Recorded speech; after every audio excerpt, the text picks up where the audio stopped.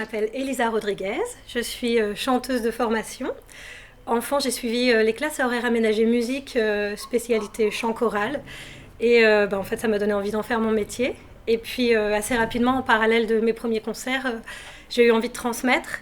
Et donc, je me suis orientée vers la pédagogie. Et donc, j'ai commencé à enseigner la musique de façon générale et le chant choral en particulier. Donc, c'est ça qui est vraiment génial, c'est qu'avec le chant, on peut toucher tous les publics.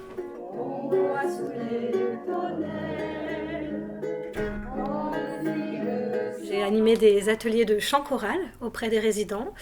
Et l'idée, c'était de reprendre du répertoire en lien avec leur jeunesse, le souvenir. Alors, chaque atelier commence toujours par un temps d'accueil, d'échauffement corporel et vocal. On respire, on se connecte à soi, on se connecte aux autres. Et puis, une fois qu'on a échauffé le corps, la voix, qu'on a réveillé la respiration, là, on commence à aborder les différents chants au programme. Et puis donc, à partir de la deuxième séance, j'ai introduit l'idée de créativité avec le choix d'une chanson basée sur les émotions qu'on ressentait. Donc l'émotion qu'ils ressentaient le plus souvent, c'était la joie. Et on a écrit des paroles ensemble pour exprimer nos émotions sur cette chanson.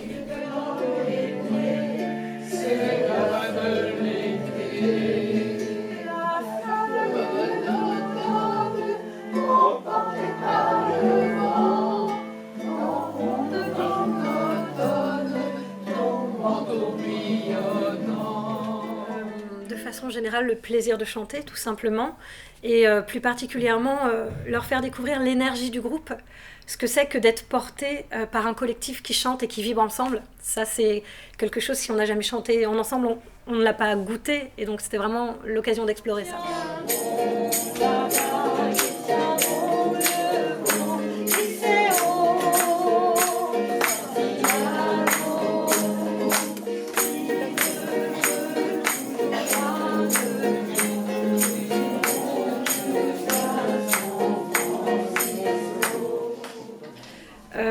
En fait, comme on a choisi des chansons qui ramenaient les résidents à leurs souvenirs, à leur jeunesse et tout ça, il y a eu beaucoup d'émotions qui sont remontées. Et il y a une journée en particulier où j'ai été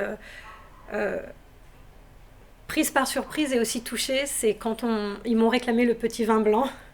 Cette chanson-là, c'était un peu le tube. Et puis un monsieur, visiblement, ça le ramenait complètement à sa jeunesse. Et il a les larmes qui sont venues et il s'est mis à chanter. Il a chanté toute la chanson en pleurant, en fait. Et je m'y attendais pas du tout et c'était très touchant parce qu'au final, c'était des larmes de joie. Donc ça, c'était très beau. C'était vraiment un moment dont je vais me rappeler.